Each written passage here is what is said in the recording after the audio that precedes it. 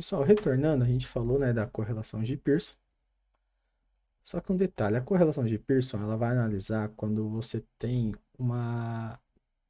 quando seus dados estão mais linear, tá?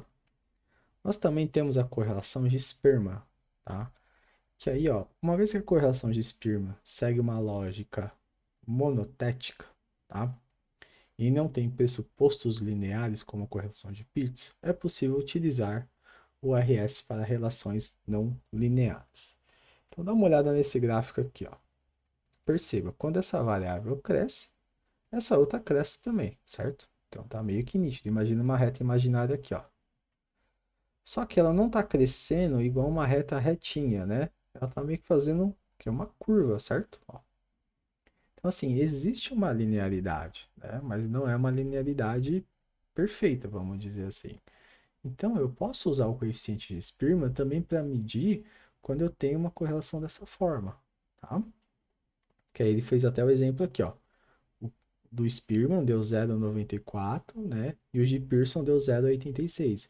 Então você vê que tem uma diferença, né, entre os coeficientes, né? Aqui você tem uma correlação forte e aqui você tem uma correlação fortíssima, né? Então quando você tem uns dados que eles não estão tão lineares, você usa a correlação de Spearman, tá? E aqui é tão simples quanto a base de dados.core Spearman, ele vai te devolver os mesmos coeficientes, tá? Não os mesmos valores, né? A dinâmica é a mesma. Então perceba que a leitura que você vai fazer é a mesma, tá? Aí eu coloquei aqui no mapa de calor também, ó, dá uma olhadinha.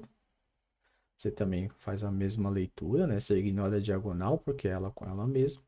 E você analisa aqui suas variáveis, né?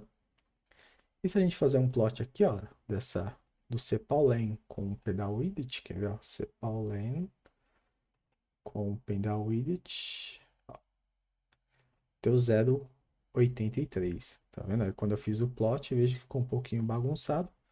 Quando a gente pega de Pearson, ó, tem diferença, ó.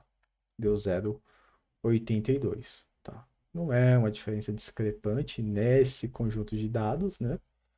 Mas você tem uma diferença nos coeficientes, ó.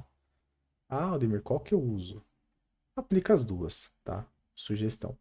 Aplica tanto a de Pearson, porque pode acontecer de você olhar de Pearson e você ver algumas correlações mais fraca.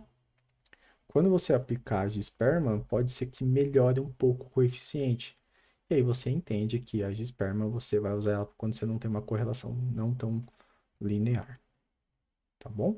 Então, fica os dois exemplos aí para você estar utilizando nos seus dados, tá bom?